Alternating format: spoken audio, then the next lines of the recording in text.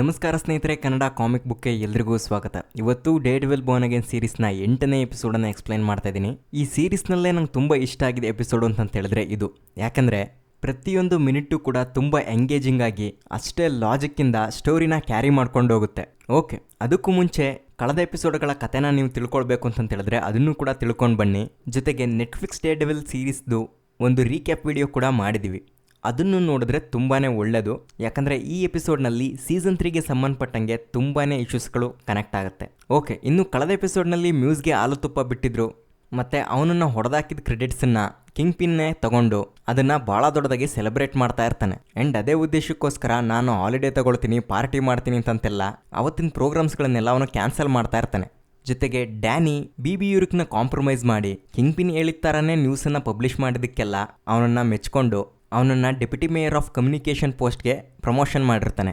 ಇದ್ರ ಜೊತೆಗೆ ಕಿಂಗ್ ಪಿನ್ಗೆ ಇನ್ನೊಂದು ಬಂಪರ್ ಆಫರ್ ಏನಪ್ಪ ಅಂತ ಹೇಳಿದ್ರೆ, ಅವನು ಮತ್ತು ವೆನಿಸಾ ನಡುವೆ ಏನು ಪ್ರಾಬ್ಲಮ್ ಇತ್ತು ಅದು ಈ ಎಪಿಸೋಡ್ನಲ್ಲಿ ಫಿಕ್ಸ್ ಆಗಿ ಹೋಗ್ಬಿಡುತ್ತೆ. ಅವನು ಮುಂಚೆನೇ ವೆನಿಸಾಗೆ ಪ್ರಾಮಿಸ್ ಮಾಡಿರೋ ಥರ ಆ್ಯಡಮ್ನ ಕೊಂದಾಕಿರೋದಿಲ್ಲ, ಅವನನ್ನ ಕೂಡಾಕಿ 4 ಬಾರಿಸಿರ್ತಾನಷ್ಟೆ. ಅದನ್ನೇ ವೆನಿಸಾಗೂ ತೋರಿಸ್ಬಿಟ್ಟು, ಈಗ ನಿರ್ಧಾರ ಎಲ್ಲ ನಿನ್ನ ಕೈಲೇ ಇದೆ, ನೀನು ನನ್ನ ಜೊತೆಲೇ ಇರ್ತೀಯೋ ಅಥವಾ ಅವನನ್ನು ಬಿಟ್ಟು ಕಳಿಸ್ತೀಯೋ ಅವನ ಜೊತೆಲೇ ಇರ್ತೀಯೋ ತೀರ್ಮಾನ ಮಾಡು ಅಂತಂತೇಳಿ ಅವಳು ಮುಂದೆ ಆಪ್ಷನ್ಸ್ಗಳನ್ನು ಕೊಟ್ಟು, ಅದರಲ್ಲೂ ಅವನಿಗೆ ವೆನಿಸಾ ಅಂದರೆ ಎಷ್ಟಿಷ್ಟ ಅಂತಂತೆ ಹೇಳ್ಬಿಟ್ಟು ಗೋಳಾಡ್ಕೊಂಡು ಎತ್ತುಬಿಡ್ತಾನೆ. ಅದಕ್ಕೆ ಅವಳು ನಡೆದಿದ್ದೆಲ್ಲ ನಡೆದೋಯ್ತು, ಒಟ್ಟಿಗೆ ಇರೋಣ ಅಂತಂತನ್ಬಿಟ್ಟು ಆ್ಯಡಮನ್ನು ಅವಳೇ ಶೂಟ್ ಮಾಡಿ ಅವರಿಬ್ಬರ ಸಂಬಂಧನೂ ಸರಿ ಮಾಡ್ಕೊಳ್ತಾರೆ. ಈಗ ಅವನಿಗಿರೋದು ಒಂದೇ ಒಂದು ಟಾರ್ಗೆಟು, ಏನಪ್ಪ ಅಂತಂತೇಳಿದ್ರೆ ಇರೋ ಬರೋ ವಿಜಿಲ್ಯಾಂಟಿಗಳನ್ನೆಲ್ಲ ಮಟ್ಟ ಹಾಕಬೇಕು ಅಥವಾ ಅವ್ರನ್ನ ಕಂಟ್ರೋಲಿಗೆ ತೊಗೊಳ್ಬೇಕು ಅಂತಂತೇಳಿ. ಒಟ್ಟಾರೆ ಹೇಳಬೇಕು ಅಂತಂತೇಳಿದ್ರೆ ಕಿಂಗ್ ಪಿನ್ಗಿರೋ ಎಲ್ಲ ದರಿದ್ರನೂ ತೊಲಗಿ ಅದು ಮ್ಯಾಟ್ಗೆ ಅಂಟ್ಕೊಳ್ತಾ ಇದೆ ಅಂತಂತೇಳ್ಬಿಟ್ಟು ಹೇಳ್ಬಿಡ್ಬೋದು. ಯಾಕಂದರೆ ಈ ಎಪಿಸೋಡ್ ತುಂಬ ಮ್ಯಾಟ್ಗೆ ಬ್ಯಾಡ್ ಎಕ್ಸ್ಪೀರಿಯನ್ಸ್ಗಳೇ ಆಗೋಗ್ಬಿಡ್ತವೆ. ಅದೇನೇನು ಅಂತಂತೇಳ್ಬಿಟ್ಟು ಒಂದು ಕಡೆಯಿಂದ ಹೇಳ್ತಾ ಬರ್ತೀನಿ.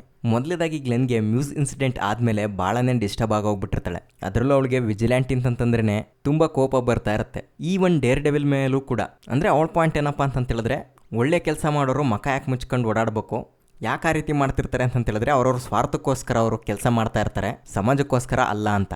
ಇದು ಮೊದಲನೇ ಬ್ಯಾಡ್ ನ್ಯೂಸ್. ಆದರೆ ಅದೇ ಟೈಮ್ಗೆ ಬಕ್ ಬಂದುಬಿಟ್ಟು ಗ್ಲೆನ್ ಮತ್ತು ಮ್ಯಾಟ್ನ ಕಿಂಗ್ ಪಿನ್ ಮಾಡ್ತಿರೋಂಥ ಪಾರ್ಟಿಗೆ ಇನ್ವೈಟ್ ಮಾಡ್ತಾನೆ. ಆ್ಯಂಡ್ ಫಿಸ್ಕ್ ಗ್ಲೆನ್ನ ಕ್ಲೈಂಟ್ ಆಗಿದ್ದ ಅಂತಂತೇಳ್ಬಿಟ್ಟು ಇದುವರೆಗೂ ಮ್ಯಾಟ್ಗೆ ಗೊತ್ತೇ ಇರೋದಿಲ್ಲ.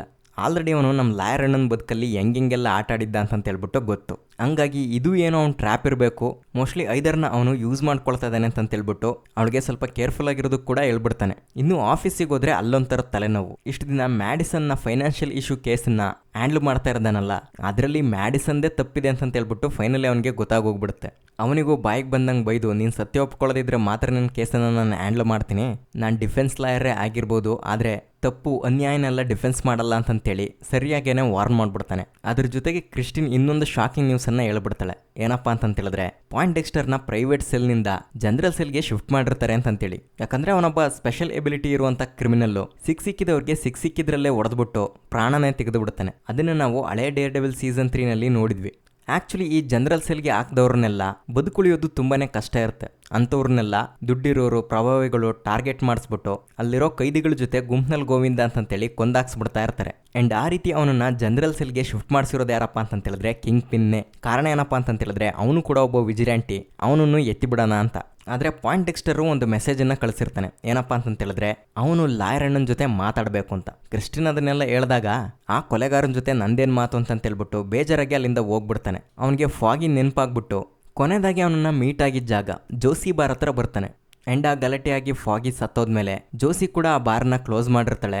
ಅಗೇನ್ ಲೋನ್ ತಗೊಂಡು ಶುರು ಮಾಡಬೇಕು ಅಂತಂತೆಲ್ಲ ಪ್ಲಾನ್ ಮಾಡ್ತಾ ಇರ್ತಾಳೆ. ನಮ್ಮ ಲಾಯರ್ ಅಣ್ಣ ಅಲ್ಲಿಗೆ ಬಂದ ಕೂಡಲೇ ಅವನನ್ನು ಒಳಗೆ ಕರೆದು ಸ್ವಲ್ಪ ಡ್ರಿಂಕಿಂಗ್ ಎಲ್ಲ ಕೊಟ್ಬಿಟ್ಟು ಸಮಾಧಾನ ಮಾಡ್ತಾ ಇರ್ತಾಳೆ. ಅಷ್ಟೊತ್ತಿಗೆ ಚೆರ್ರಿ ಕೂಡ ಅಲ್ಲಿಗೆ ಬರ್ತಾನೆ. ಅದೇ ಮೊದಲೇ ಮಾನಸಿಕ ಆಗಿದ್ದಾನೆ ಹುಡುಗ, ಪಾಪ ಏನಾದರೂ ಹೆಚ್ಚು ಕಡಿಮೆ ಮಾಡ್ಕೊಂಬಿಟ್ಟನು ಅಂತಂತೇಳಿ ಮ್ಯಾಟ್ನ ಫಾಲೋ ಮಾಡ್ಕೊಂಡು ಬಂದಿರ್ತಾನೆ. ಆ್ಯಂಡ್ ಅವರಿಬ್ಬರಿಗೂ ಒಂದು ಸ್ಪೆಷಲ್ ಡ್ರಿಂಕನ್ನು ತರ್ತೀನಿ ಅಂತಂತೇಳಿ ಜೋಸಿ ಒಳಗೋದಾಗ ಇಬ್ಬರು ಮಾತಾಡ್ಕೊಳ್ತಾರೆ. ಅದೇ ಪಾಯಿಂಟ್ ಡೆಕ್ಸ್ಟರ್ನ ಜನರಲ್ ಸೆಲ್ ಒಳಗೆಲ್ಲ ಶಿಫ್ಟ್ ಮಾಡಿರೋದ್ರ ಬಗ್ಗೆ. ಕಿಂಗ್ ಪಿನ್ ಮತ್ತು ಅವನ ನಡುವೆ ಏನೋ ನಡೆದಿದೆ, ಅದೇನು ಅಂತಂತೇಳಿ ಈಗ ತಿಳ್ಕೊಳ್ಬೇಕು ಅಂತ. ಅದಕ್ಕೆ ಚೆರ್ರಿ ಮತ್ತು ವಾರ್ನ್ ಮಾಡ್ತಾನೆ, ಈ ಥರ ಉತ್ಸಾಹಕ್ಕೆಲ್ಲ ಕೈ ಹಾಕ್ಬೇಡ, ಮೊದಲೇ ಇವ್ರು ಯಾರೂ ವಿಜಿಲ್ಯಾಂಟಿಗಳನ್ನು ಬಿಡ್ತಾ ಇಲ್ಲ, ನೀನು ಈ ಸರಿ ಸಿಗಾಕಂದೆ ಅಂತಂತೇಳಿದ್ರೆ ನಿನ್ನ ಕತೆ ಇಲ್ಲಿಗೆ ಕ್ಲೋಸ್ ಆಗೋಗ್ಬಿಡುತ್ತೆ ಅಂತ.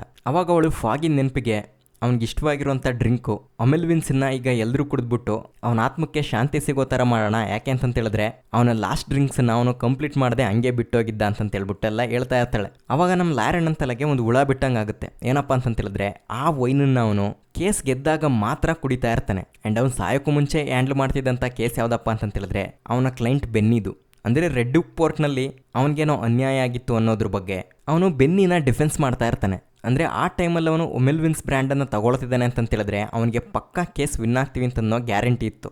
ಅದೂ ಅಲ್ಲದೆ ಆ ರೆಡ್ ಹುಕ್ ಪೋರ್ಟ್ ಅವಾಗ ಕಿಂಗ್ ಪಿನ್ ಕೈನಲ್ಲೇ ಇತ್ತು. ಹಂಗಾಗಿ ಇದು ಪಕ್ಕಾ ಕಿಂಗ್ ಪಿನ್ ಕೆಲಸನೇ.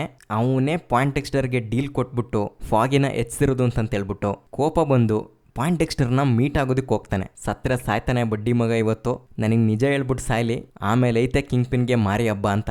ಆದರೆ ಜೈಲಿಗೆ ಹೋಗ್ಬಿಟ್ಟು ಅವನನ್ನು ಮಾತಾಡಿಸ್ದಾಗ ಗೊತ್ತಾಗುತ್ತೆ ಇಲ್ಲಿ ಸತ್ಯ ಬೇರೆನೇ ಇದೆ, ಅದು ನಿನಗೆ ಗೊತ್ತಾಗಬೇಕು ಅಂತೇಳಿದ್ರೆ ನನ್ನನ್ನು ಇಲ್ಲಿಂದ ಆಚೆ ತಗೊಂಡು ಬಾ ಅಂತೇಳಿ. ಆದರೆ ನಮ್ಮ ಲಾಯರಣ್ಣಂಗೆ ರಕ್ತ ಕುದೀತಾ ಇರುತ್ತೆ. ಮಾಡೋದೆಲ್ಲ ಮಾಡ್ಬಿಟ್ಟು ಇವ್ನು ಆಚೆ ಬೇರೆ ಕರ್ಕೊಂಡೋಗ್ಬೇಕಂತೇಳಿ ಅವನಿಗೆ 2 ಬಾರಿಸಿ ಹಲ್ಲುದ್ರೋಗಂಗೆ ಹೊಡೆದ್ಬಿಡ್ತಾನೆ. ಲಿಟ್ರಲಿ ಹಲ್ಲುದ್ರೋಗಂಗೆ ಹೊಡಿತಾನೆ. ಆದರೆ ಡೆಕ್ಸ್ ಮಾತ್ರ ಆ ಉದ್ರೋಗಿರೋ ಹಲ್ಲನ್ನು ಬಾಯೊಳಗಡೆ ಇಟ್ಕೊಂಡಿರ್ತಾನೆ.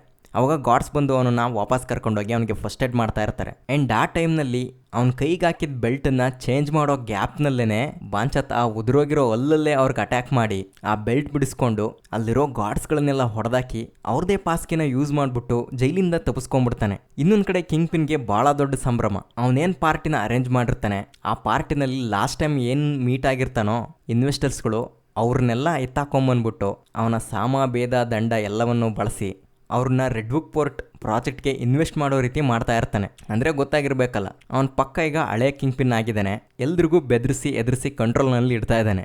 ಈ ಒಂದು ಸ್ವ್ಯಾಡ್ ಮ್ಯಾನ್ ಜಾಕನ್ನು ಕೂಡ ನಿನ್ನನ್ನು ಮಟ್ಟ ಹಾಕೋದಕ್ಕೆ ನೀನು ವಿಜಿಲೆಂಟ್ ಅಂತನೋ ಒಂದು ರೀಸನ್ ಸಾಕು, ಬಟ್ ಆದರೂ ನಿಂಗೊಂದು ಎಕ್ಸ್ಕ್ಯೂಸ್ ಕೊಡ್ತೀನಿ. ಯಾಕಂತಂತೇಳಿದ್ರೆ ಈ ಪ್ರಾಜೆಕ್ಟ್ನ ಪ್ರೈವೇಟ್ ಇನ್ವೆಸ್ಟ್ಮೆಂಟ್ನಲ್ಲಿ ನಿಂದು ಕೂಡ ಒಂದು ಪಾಲಿರುತ್ತೆ ಅಂತಂತೆಲ್ಲ ಹೇಳಿ ಅವನನ್ನು ಕಂಟ್ರೋಲಿಗೆ ತಗೊಂಡಿರ್ತಾನೆ. ಆ್ಯಂಡ್ ಈ ಪಾರ್ಟಿನಲ್ಲಿ ಇಷ್ಟೊಂದು ಅನ್ಯಾಯ ಅಕ್ರಮ ನಡೀತಿದ್ರು ಕೂಡ ಅದಕ್ಕೆ ಹೇಳೋರು ಕೇಳೋರು ಯಾರೂ ಇರಲ್ಲ. ಅಲ್ಲಿಗೆ ಮೀಡಿಯಾದವರಂತೂ ಎಂಟ್ರಿನೇ ಇಲ್ಲ.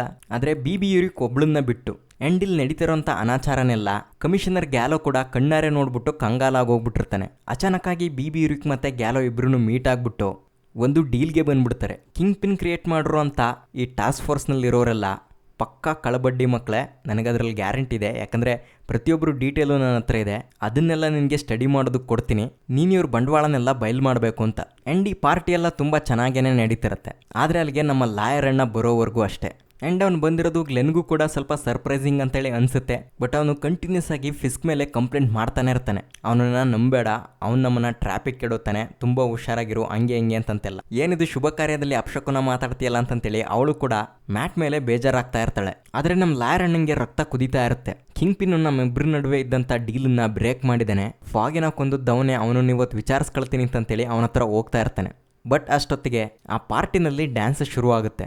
ಅಷ್ಟೊತ್ತಿಗೆ ಬಕ್ಗೆ ಇನ್ಫಾರ್ಮೇಷನ್ ಬಂದ್ಬಿಡುತ್ತೆ ಪಾಯಿಂಟೆಕ್ಸ್ಟರು ಜೈಲಿಂದ ತಪ್ಪಿಸ್ಕೊಂಡಿರೋದು. ಅದನ್ನೇ ಬಂದ್ಬಿಟ್ಟು ಕಿಂಗ್ ಪಿನ್ ಹತ್ರ ಗುಟ್ಟಾಗಿ ಹೇಳ್ತಾನೆ. ಆ್ಯಂಡ್ ಆ ಟೈಮಲ್ಲಿ ಕಿಂಗ್ ಪಿನ್ಗಿನ್ನ ವೆನಿಸಾ ತುಂಬ ಹೆದರ್ಕೊಳ್ತಾಳೆ. ಆ್ಯಂಡ್ ಅವಳು ಬಾಟ್ ಬಿಟ್ಟು ತುಂಬ ಜೋರಾಗಿ ಬಡ್ಕೊಳ್ತಾ ಇರುತ್ತೆ. ಜೊತೆಗೆ ಕಿಂಗ್ ಪಿನ್ ಗಂತಳೆ, ನಿನಗೀಗ ಏನೋ ಒಂದು ಇಂಪಾರ್ಟೆಂಟ್ ಆಗಿರೋ ವಿಷಯ ಹೇಳಬೇಕು ಅಂತೇಳಿ. ಅದು ಎದುರ್ಕೊಂಡು ಆ್ಯಂಡ್ ಇದನ್ನೆಲ್ಲ ಮ್ಯಾಟ್ ಅಬ್ಸರ್ವ್ ಮಾಡಿ ಅವಾಗ ಅವನಿಗೆ ರಿಲೈಸ್ ಆಗುತ್ತೆ, ಓಹೋ ಆ ಟೈಮಲ್ಲಿ ಕಿಂಗ್ ಪಿನ್ ಕೂಡ ಒಳಗಡೆ ಅಂದರ್ನಲ್ಲಿದ್ದ. ಅವನ ಬಿಸ್ನೆಸ್ಸನ್ನೆಲ್ಲ ವೆನ್ನಿಸಾನೇ ನೋಡ್ಕೊಳ್ತಾ ಇದ್ಲು, ಆ ರೆಡ್ ಹುಕ್ ಪೋರ್ಟನ್ನು ಕೂಡ.